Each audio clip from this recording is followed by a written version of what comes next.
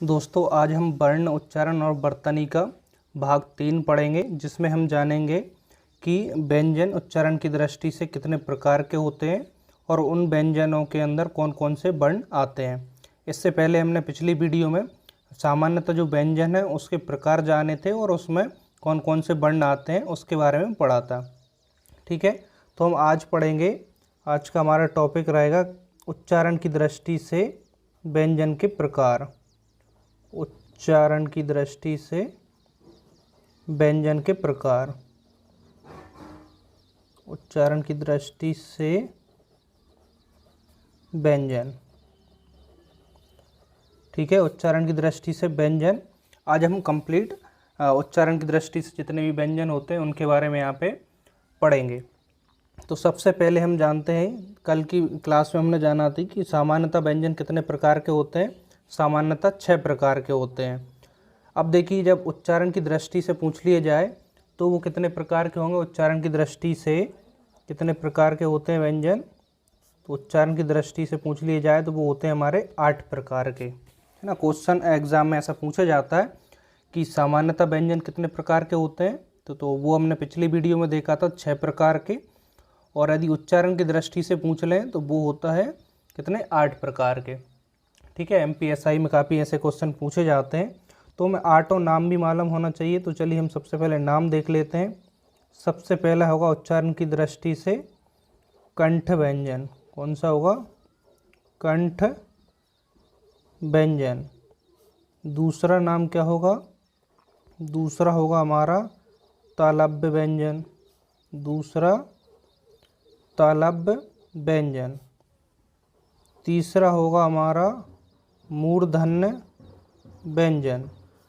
देखिए, नाम भी आपको अच्छे से याद होना चाहिए क्योंकि एग्ज़ाम में पूछ लिया जाता है कि इनमें से कौन सा एक उच्चारण की दृष्टि से व्यंजन का प्रकार है और कौन सा नहीं है। तो चौथा देखें, चौथा कौन सा होगा हमारा, दंत व्यंजन। चौथा होगा हमारा दंत व्यंजन। पांचवा प्रकार होगा इसका हमारा, कौन सा होगा, ओष्ठ व्यंजन।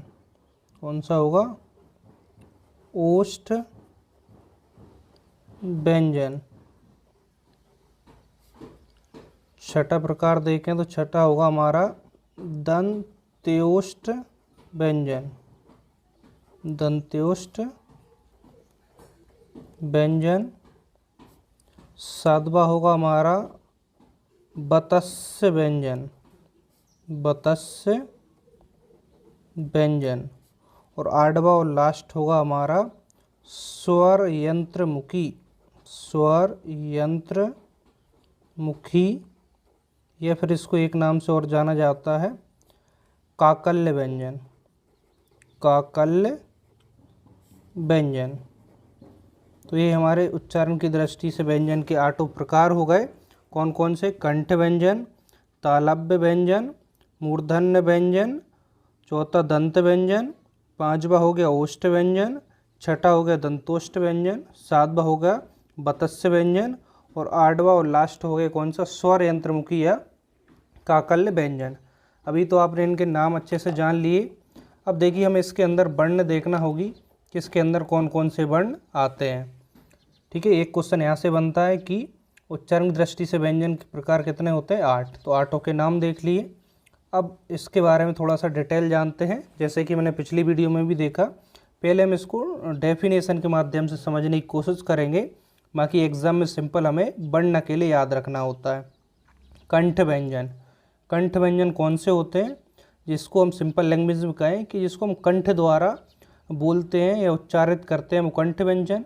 या इसकी एक और डेफिनेशन देना चाहें तो जिन व्यंजनों को उच्चारित करते समय हमारी जबान का पिछला भाग, हमारी जबान का पिछला भाग ऊपर कोमल तालु को स्पर्श करता है। कोमल तालु कौन सी होगी, कोमल तालु, जब आप इसको उच्चारित करके देखेंगे समझ जाएंगे कि हमारे जबान का जो पिछला भाग होता है उसके जस्ट ऊपर कोमल तालु होती है। तो ऐसे व्यंजन जिनको उच्चारित करते समय हमारी जबान का पिछला हिस्सा ऊपर कोमल तालु को स्पर्श करता है, वो हमारे कंठ व्यंजन कहलाते हैं। ठीक है, डेफिनेशन आपको समझ में आ गई।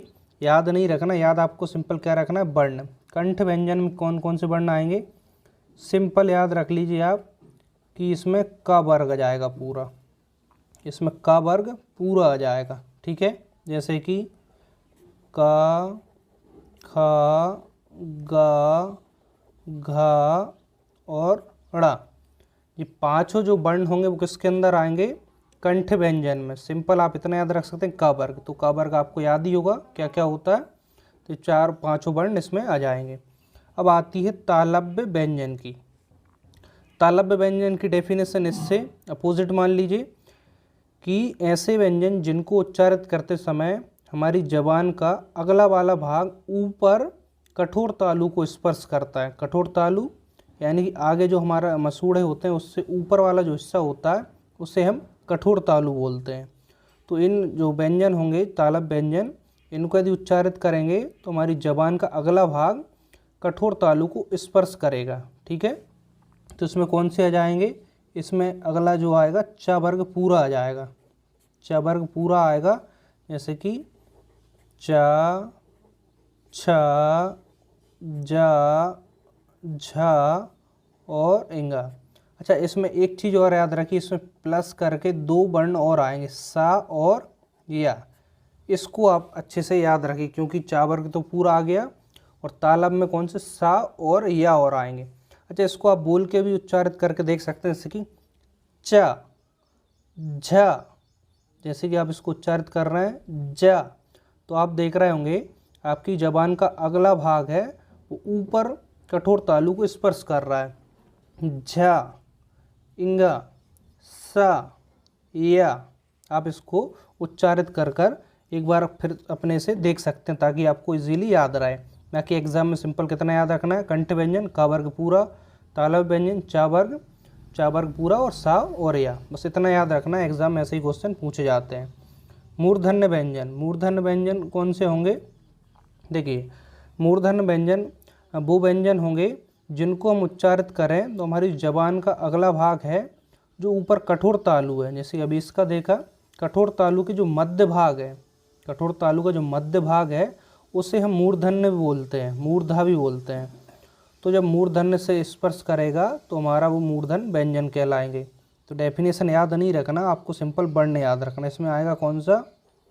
टा वर्ग पूरा। तो टा वर्ग कौन सा होगा?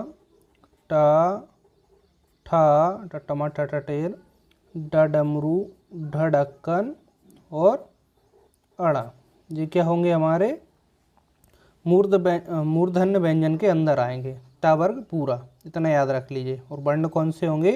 टा, ठा, डा, ढ़ा, ड़ा। दंत व्यंजन, दंत व्यंजन की हम डेफिनेशन देना चाहें, देखिए डेफिनेशन में साथ में इसलिए आपको समझा रहा हूँ ताकि आपके लिए याद रह सके और किस तरीके से हमें याद रखना है। तो लास्ट में इस वीडियो को मैं बताऊंगा कि आपको एग्जाम में उसको कितना याद रखना है। दंत व्यंजन की डेफिनेशन देखिए, दंत व्यंजन वो व्यंजन होते हैं जिसको हम उच्चारित करें तो हमारी जो जबान है वो क्या करे? ऊपर वाले दांतों को स्पर्श करे। दंत व्यंजन में ऊपर वाले को स्पर्श करे, जैसे कि ता वर्ग पूरा। इसको आप पहले लिख लीजिए, कौन सा आता? ता, था, धा, धा, लास्ट क्या आता? ना। ना नहीं लिखना यहाँ पे, ना नहीं होगा, बस इतना याद रखना। ना की जगह क्या होगा? यहाँ पे सा होगा। इतना आपको थोड़ा सा प्रैक्टिस से याद रखना पड़ेगा। ता वर्ग, लेकिन ता, था, दा, धा ना आता है तो ना दंत में नहीं होगा, ना की जगह क्या होगा? सा होगा। चाहे तो आप ऐसा लिख लीजिए, देखिए साइड में यहाँ पे ना को लिखकर इसको काट दीजिए, यानी कि ना नहीं आएगा, इसमें सा होगा, ठीक है। दंत व्यंजन, इसको उच्चारित करिए। ता, देख रहे हैं आप जबान जो ऊपर वाले दांतों से स्पर्श कर रही। था, तो इसमें भी जबान ऊपर वाले उससे स्पर्श कर रही है। दा, धा, सा, तो इसमें आप देख रहे होंगे कि हमारी जो जबान है ऊपर वाले दांत से स्पर्श कर रही है, ठीक है। चलिए इसके बाद आगे देखते हैं ओष्ठ व्यंजन। थोड़ा सा इसका ब्राइटनेस क्लियर करते हैं।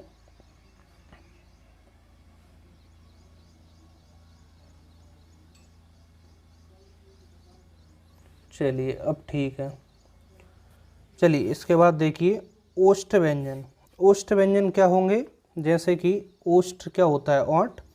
देखिए जिन व्यंजन वर्णों को उच्चारित करते समय हमारे ओंठ आपस में मिलते हैं और जो हमारे मुख से हवा निकलती है उसका अवरोध करते हैं, वो हमारे ओष्ठ व्यंजन के अंदर आते हैं। तो ओष्ठ व्यंजन हमारा आ जाएगा कौन सा, ता के बाद कौन सा आता है, पा वर्ग। तो पा वर्ग पूरा, पा, फा, बा, भा, मा। जैसे इसको बोलिए पा, तो दोनों ओंठों को देखेंगे आपस में मिल जा रहे हैं, फा, बा, मा, भा, मा। तो इनको आप उच्चारित कर रहे हैं तो आपस में क्या हो रहा है, हमारे ओंठ आपस में मिल जा रहे हैं। तो जिसमें हमारे ओंठ आपस में मिल जाएं तो ओष्ठ व्यंजन, पा वर्ग। सिंपल इतना याद रखेंगे। दंत्योष्ठ व्यंजन। दंत्योष्ठ व्यंजन को कैसे समझेंगे कि जिन व्यंजनों को उच्चारित करते समय हमारे नीचे का ओंठ ऊपर वाले दांतों को स्पर्श करता है, नीचे का ओंठ ऊपर वाले दांत को स्पर्श करता है, वो दंतोष्ठ व्यंजन। इसमें सिंपल आएगा सिर्फ बा। इसको आप अच्छे से उच्चारित करिए, वा, वा। तो आप देखेंगे नीचे वाला जो ओंठ है ऊपर वाले दांतों को स्पर्श कर रहा है, तो इसमें कौन सा वर्ण आएगा, बा। अब देखिए बतस्य व्यंजन। बतस्य व्यंजन कौन से होंगे, जैसे कि आपने इसको उच्चारित करेंगे तो हमारी जो जबान का अगला भाग है वो ऊपर मसूड़े को स्पर्श करेगा, ऊपर वाले मसूड़े। तो जो ऊपर वाले मसूड़े होते हैं उसी को हम बत्स्य बोलते हैं। तो ऊपर वाले मसूड़े को जहाँ स्पर्श करे वो हमारे बत्स्य व्यंजन के अंदर आएंगे। कौन कौन से आएंगे वो, ना, रा और ला। इसमें 3 वर्ण आएंगे, ना, रा, ला। ठीक है। अब लास्ट देखिए स्वर यंत्रमुखी या काकल्य व्यंजन। देखिए इसमें कौन सा आएगा, यानी कि इसकी डेफिनेशन कहती है कि स्वर यंत्रमुखी या काकल्य व्यंजन को जब हम उच्चारित करते हैं तो हमारे मुख पर एक संघर्ष या संघर्ष उत्पन्न होता है, तो वो हमारा स्वर यंत्रमुखी या काकल्य व्यंजन कहलाता है। तो इसके अंदर हमारा कौन सा आएगा, एक ही वर्ण आएगा इसके अंदर, हा। कौन सा आएगा इसके अंदर, हा वर्ण जो होगा स्वर यंत्रमुखी या काकल्य व्यंजन के अंदर आएगा। चलिए अब जल्दी से हम इसको रिवाइज करते हैं और मैं आपके लिए बताता हूँ एग्जाम में कैसे पूछे जाते हैं क्वेश्चन। यहाँ से सबसे पहले उच्चारण की दृष्टि से व्यंजन कितने प्रकार के होते हैं, तो वो होते हैं हमारे 8 प्रकार के। तो एक क्वेश्चन यहाँ से बन गया। अब बाकी कैसे पूछा जाएगा, कंठ व्यंजन में कौन कौन से वर्ण आते हैं, तो इतना याद रखना, का वर्ग सिंपल, क्योंकि इसमें कोई एक्स्ट्रा नहीं है। का खा गा, का खा गा घा ड़ा, तो इतना याद रखना है। ये वर्ण किस में आएंगे, कंठ व्यंजन। तालव्य व्यंजन में चा वर्ग पूरा आएगा, चा छा जा झा इंगा, और 2 वर्ण एक्स्ट्रा आएंगे, इनको याद रखना, सा और या। ठीक है, बस इतना ही याद रखना। मूर्धन्य व्यंजन की बात करें तो इनमें से कौन सा मूर्धन्य व्यंजन के अंदर आएंगे, तो टा वर्ग पूरा आएगा, टा ठा डा ढा डा। ठीक है। दंत व्यंजन ता वर्ग पूरा आएगा, लेकिन इसमें आपको लास्ट में याद रखना है ता था धा धा ना आता है, तो ना नहीं होगा, इसको कैंसिल कर दिया, सा आएगा। एक्स्ट्रा वर्ड इसमें एक सा है। ओष्ठ व्यंजन के अंदर पा वर्ग पूरा आ जाएगा, पा फा बा भा मा। दंत्योष्ठ के अंदर बा वर्ण, बतस्य व्यंजन के अंदर ना रा ला, स्वर यंत्रमुखी काकल्य के अंदर हा आएगा। ठीक है। अब आपको अच्छे से क्लियर हो गया होगा कि हमें एग्ज़ाम में किस तरीके से इनको देखना है और किस तरीके से एग्ज़ाम में पूछे जाते हैं। तो बस सिंपल पूछा जाता है कि कौन से व्यंजन के प्रकार के अंदर कौन कौन से वर्ण आते हैं। तो इसको आप कैसे याद करेंगे, इसको आप ऐसा कैसा एक टेबल बना लीजिए और इसको बार बार रिपीट करिए, और बार बार रिपीट करने से आपको ऑटोमेटिक याद हो जाएंगे। तो ठीक है, इस वीडियो में हमने व्यंजन उच्चारण की दृष्टि से व्यंजन को पढ़ लिया। नेक्स्ट एक वीडियो और जिसमें कि हम व्यंजन के कुछ और प्रकार हैं, जैसे कि घोषद्व के आधार पर, प्राणद्व के आधार पर, उनको और नेक्स्ट वीडियो में पढ़ लेंगे। इसके बाद मैं इसकी आपके लिए थोड़ी सी एक प्रैक्टिस करा दूंगा, तो आपको आइडिया लग जाएगा एग्ज़ाम में कैसे पूछे जाते हैं क्वेश्चन। फिर इसके बाद एक छोटा सा हमारा बर्तनी बचेगा टॉपिक, तो उसको और जल्दी से इस चैप्टर के अंदर पढ़ेंगे। इसके बाद हम नेक्स्ट चैप्टर पढ़ेंगे। तो आई होप आज की वीडियो आपको जरूर पसंद आई होगी। यदि वीडियो पसंद आई तो वीडियो को जल्दी से लाइक कर दें, और आप चैनल पर नहीं हो तो चैनल को सब्सक्राइब कर दीजिए और बेल आइकन को भी प्रेस कर दीजिए। तो ठीक है, मिलते हैं नेक्स्ट वीडियो में। Thank you.